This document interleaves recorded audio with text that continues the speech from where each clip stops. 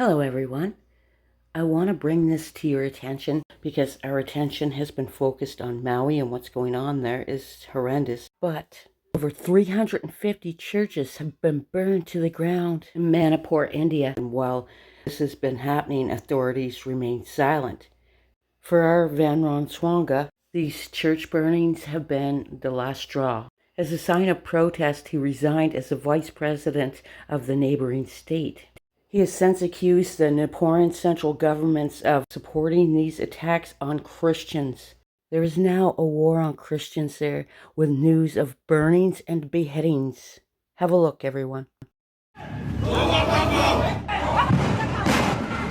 India's northeastern state of Manipur is making headlines. Manipur means land of jewels. Outside the capital, armed guards protect a Kuki village.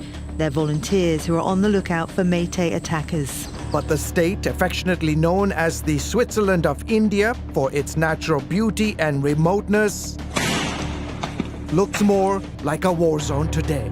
Some argue the Northeast Indian state is in a state of civil war, with news of burnings and beheadings. Religious and ethnic clashes between the Hindu majority Meitei community and the tribal Christian Kuki minority over land and influence in the state has left at least 180 people dead and over 500 injured.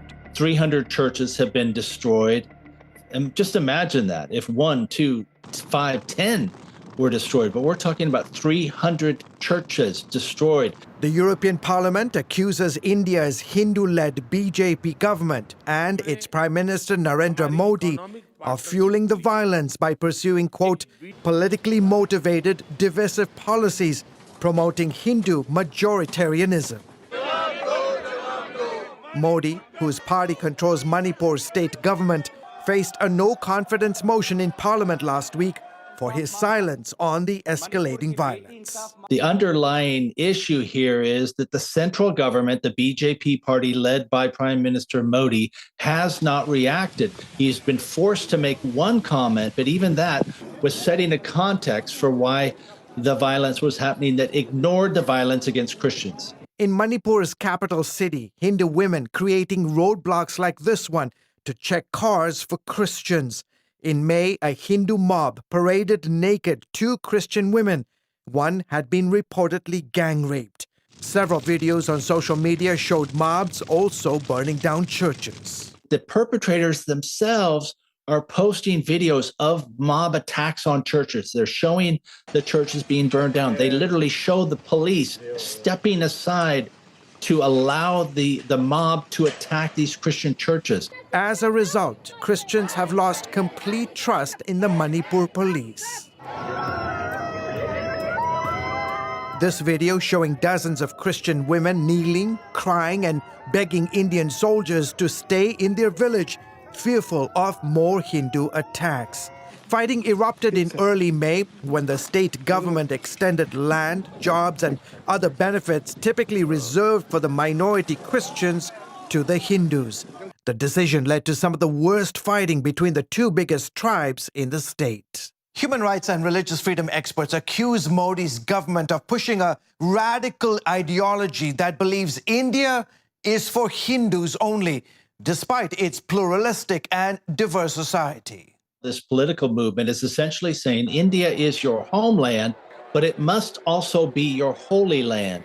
And it's putting a religious umbrella over everything that happens. And it's allowing them to force other minority faiths out. The violence in Manipur has displaced more than 60,000 people internally. And it's not just in Manipur. The New Delhi-based United Christian Forum says there have been more than 400 incidents against Christians in 22 other Indian states in the first 6 months of this year. India, with 1.4 billion people, is the world's largest democracy. However, Modi's critics argue democracy has been in retreat since he took power in 2014. The State Department called out India in May for its deteriorating religious freedom and its treatment of Christians and Muslims in particular.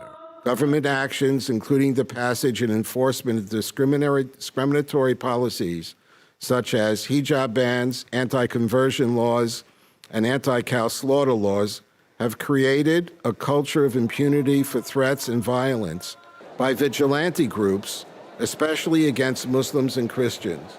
Meanwhile, lawmakers on the House Foreign Affairs Subcommittee urging the State Department to designate India, among others, as a country of particular concern, which would make New Delhi subject to U.S. sanctions for violating the International Religious Freedom Act. No diplomacy ought to get in the way of calling it for what it is. If a country is engaging in serious religious persecution, they need to be designated CPC. Our King Jesus didn't bring us this far to abandon us now. You were called, you were chosen. You were knit together in your mother's wombs, fearfully and wonderfully made. We are called to serve. King Jesus bless you all.